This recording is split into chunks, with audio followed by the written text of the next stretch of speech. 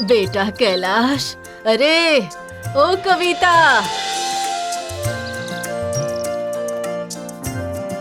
अरे माँ, आप यहाँ खबर क्यों नहीं की? अच्छा ठीक है, आइए आइए, अंदर आइए, अंदर आइए। सुनो बेटा कैलाश, रिक्शे का किराया तो दे दो। पता नहीं फिर से कितने दिनों के लिए आई है, किस्मत में क्या क्या लिखा है।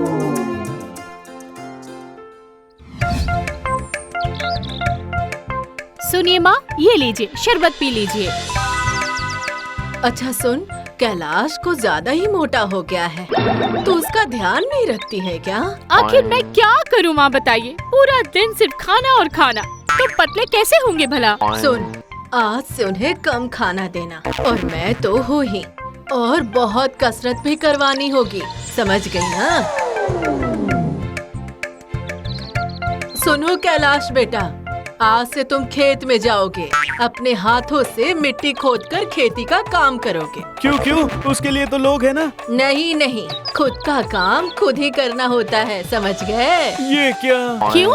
माँ ने सही तो कहा है, खुद का काम खुद करने में ही भलाई है, पता है ना? अच्छा, पहले खाना तो खाना। कैलाश बेटा को मुरमुरे दे दो। नहीं नहीं नहीं नहीं, मुरमुरे नहीं खाऊंगा, पूरी खाऊंगा। खबरदार, बिल्कुल तेल मसाला नहीं। मुरमुरे खाकर खेत पर जाओगे, मैं भी चलूंगी तुम्हारे साथ। क्या आप भी मिट्टी खोदेंगी क्या? अरे नहीं नहीं, तुम्हें पहरा देना है ना। क्यों क्यों? मैं कोई चोर हूँ क्या? काम चोर? चलो ज्यादा बकबक ना करो, जल्दी से खा लो।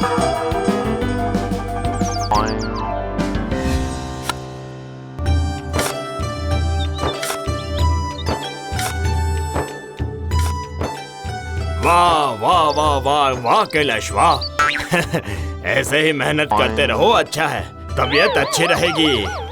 परेशान मत कीजिए मुझे, वैसे ही पूरे दिन मुरमुरे खाकर गुजार रहा अरे हूँ। बाप रे, खाना भी नसीब नहीं हुआ, सिर्फ मुरमुरे। वाह वाह, तुम्हें तो अच्छा सबक मिल रहा है। अच्छा छोड़ो, आज मेरी बीवी ने दही मच्छी और मटन करी बनाई है, जाता हूँ मैं। क्या कहा आपने? दही मच्छी और मटन करी बनाई है? वाह। ए, हाथ चलाओ, हाथ चलाओ।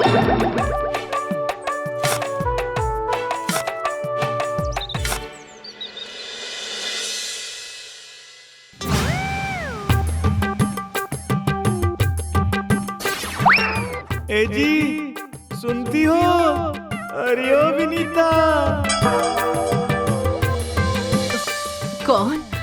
कौन है? अरे मैं हूँ तुम्हारा पति। अरे आप आए हैं? सुनो, नंगे पाँव चलने में बहुत तकलीफ हो रही है मुझे। एक जोड़ी खड़ाम भेज देना, और एक टोकरी लंगड़ा आम भी। स्वर्ग में तो आम ही नहीं मिलता है, क्या करूँ मैं, कैसे खाऊं? अच्छा, भेज दूंगी, लेकिन आप तो मर चुके हैं ना। ये सब चीजें कौन आपको देकर आएगा, और किस तरह से देकर आएगा, बताइए जरा मुझे। कैलाश को बोलना, वो जरूर पहुंचा देगा। हमारा दामाद सब कुछ कर सकता है, चलता हूँ। ए जी मत जाइए, आप मत जाइए ना। अरे ये क्या? ओ माँ, आप रो क्यों रही है? कविता, तेरे पिताजी आए थे बेटा। क्या? हाँ बेटा, हाँ।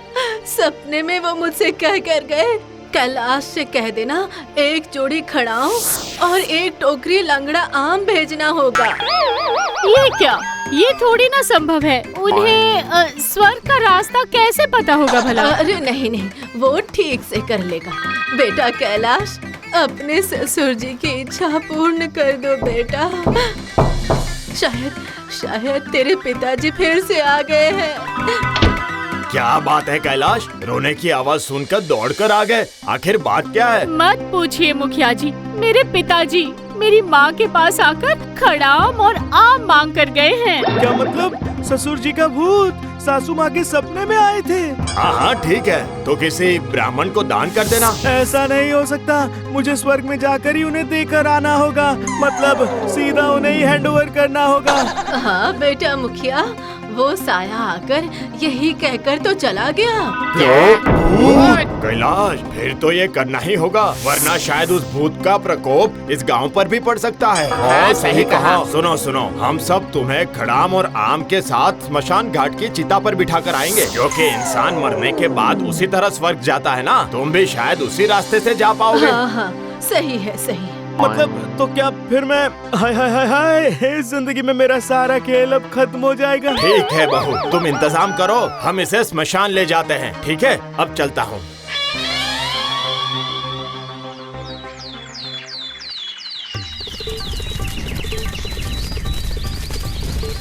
वो देखो, धुआं उठ रहा है, उसी रास्ते स्वर्ग की यात्रा होती है। जाओ जाओ कैलाश, आगे बढ़ो, आगे बढ़ो। तुम्हारी यात्रा मंगलमय हो।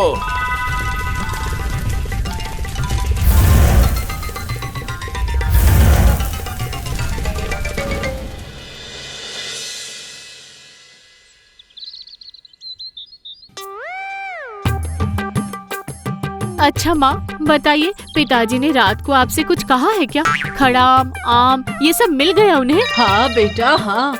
सपने में उन्होंने मुझसे कहा कि दामाद जी ने उन्हें सब कुछ पहुंचा दिया है। और आपका दामाद कहाँ है? वो कब तक आएंगे? अरे, इस बारे में तो कुछ नहीं बताया मुझे। बहू, बहू। अभी आई।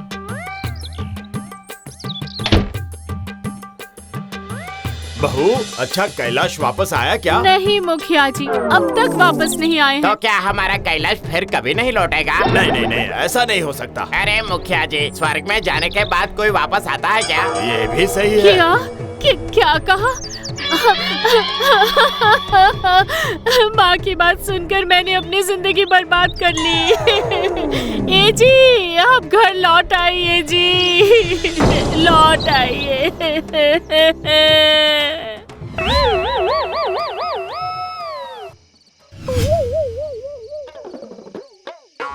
मुखिया जी, कौन कौन कौन? मैं कैलाश हूँ, आपके सपने में आया हूँ। तुम्हें क्या चाहिए कैलाश? मैं यहाँ अटक गया हूँ, निकल नहीं पा रहा हूँ, और मैं चला गया तो ससुर जी अकेले हो जाएंगे ना, इसीलिए ससुर जी ने कहा है कि मैं सासू माँ को भेज दूँ।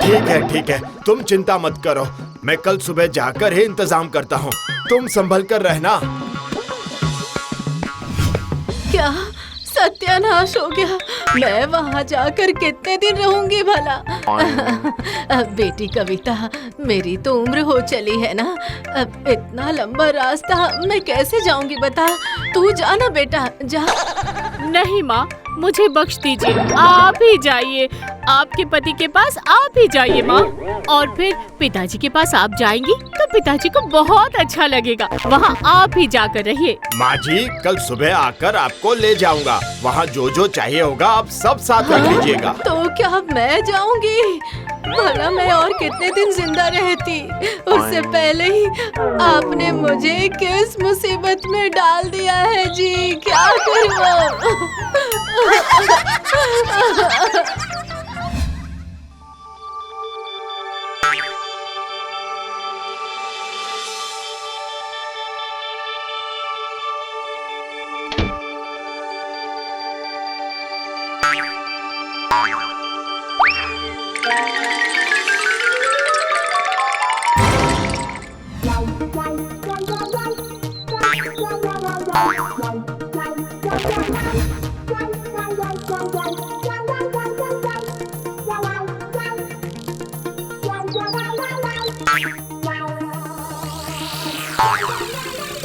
माँ, ओ माँ, आप कहाँ चली गई माँ?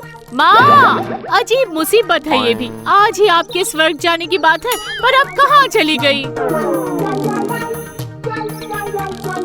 क्या बात है बहू, तुम्हारी माँ को देखा, वो गांव की पतली गली से दौड़कर जा रही थी। हाय हाय हाय हाय हाय, शायद माँ भाग गई है।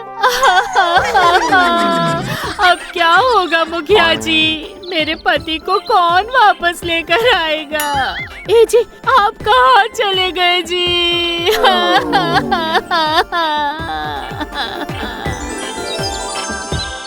मत रो भाग्यवान, देखो मैं आ गया।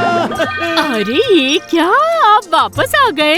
लेकिन आप वहाँ से कैसे छूट कर आए जी? पिताजी ने कहा कि मैं अकेला ही ठीक हूँ, सबको तकलीफ उठाने की जरूरत नहीं है। आपको जरूर बहुत भूख लगी होगी है ना? मैं जाती हूँ, जाकर जल्दी से खाना बना लेती हूँ। आखिर असली बात क्या है बताओ अरे कैलाश। समझे नहीं क्या, मेरी सास काफी परेशान कर रही थी ना, इसीलिए तो ससुर का नाम लेकर सपने में आ गया था मैं, और फिर 2 दिनों के लिए गायब हो गया था। सासू माँ को मरने का डर दिखाते ही सासू माँ घर छोड़कर तुम दबा के चली गई। खबरदार, मैंने आपको सच्चाई बता दी है, पर आपकी बहू को ये पता नहीं लगनी चाहिए, वरना मुझे भी घर छोड़ना पड़ जाएगा मुखिया जी। सच में तुम्हारी बुद्धि का जवाब नहीं। इसी ने तो मुझे बचा कर रखा है। ए जी, कहाँ है आप? पूरी बनाई है मैंने, आ जाइए जल्दी। आया भाग्यवान, पूरी बन गई मुखिया जी, चलता हूँ।